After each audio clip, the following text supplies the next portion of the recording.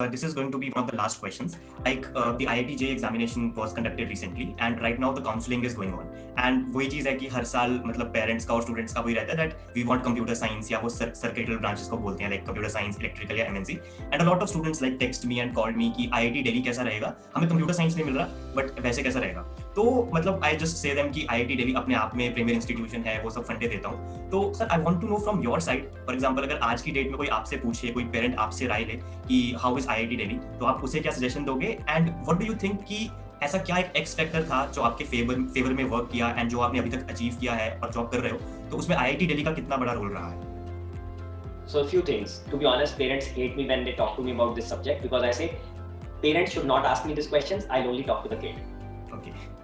And when I talk to the kid, I say, dude, just do what you want to do. Don't talk to your parents. And I'm very clear, yaar. Our Indian parents need to learn how to let go a little bit. Right. यार मैं बहुत सारे लोगों को जानता हूँ who have done well in life. A big common factor is actually the independence that their parents gave them. In my case, I would say, yaar, my parents gave me like complete independence. They would tell me their opinion about what I'm doing, which was a lot of times like that I was going straight to the ditch. I'm really stupid. But they would still tell me in the end, it is fine by us if you want to do it. Our opinion is you are a guy, but if you still want to do it, go for it. Opposed to, let's say, I know some parents, who are like, नहीं, तू देखा इन्हें rank थे, this is what you're getting. Right. You need to do that. My parents are, मेरे पापा ने तो, prospectus थोड़ा जब आया था, उनको भी शौक चढ़ा था, he also kind of, started reading कि कितने रैंक पे क्या जाता है, सब उन्हें याद बात हो गया था. It was more like time pass for him for that 1 month or so. And जब वो गए तो जाना तो अकेले होता है काउंसलिंग में. तो मेरे को कहते जा तू. मैं कहा पापा सब पता है, टेंशन ना लो, ठीक है. और मैं गया, पहली बार की बात बता रहा हूँ, which is funny. मैंने उन्हें कहा कि मेरे को बॉम्बे जाना है. तू तो 2993 रैंक था, बॉम्बे जाना है. और बॉम्बे में उससे पिछले साल MSc केमिस्ट्री भी 2800 समथिंग पे बंद हो गई.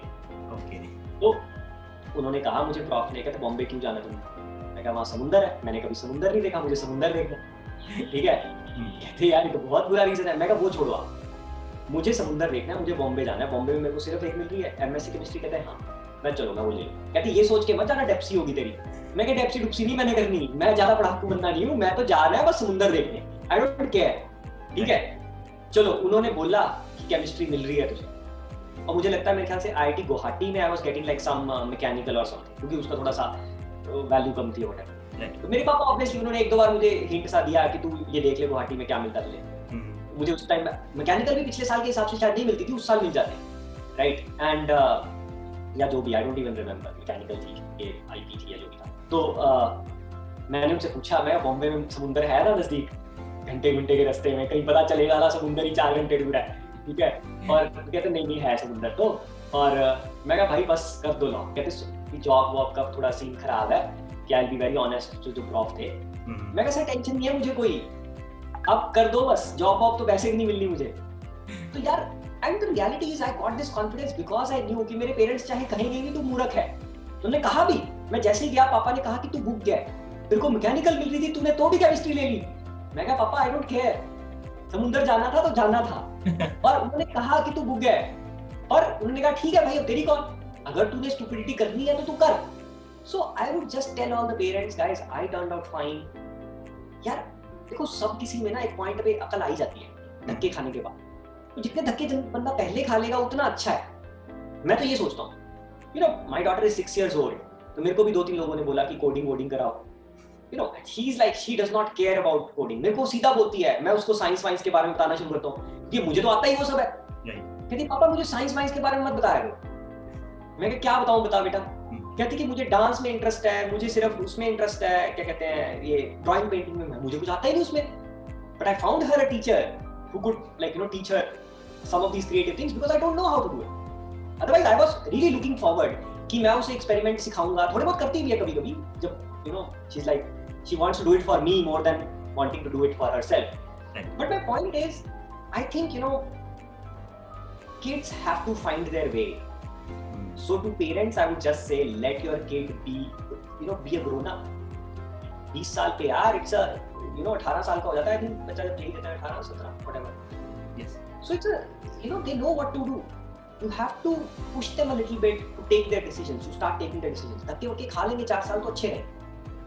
जितनी लेट लाइफ में वो सीखेंगे you know how to take their own decisions, I think it will be basically you know they're missing out. That's my opinion. I don't know if it makes sense or not. सही बात Parents don't like to ask me यार.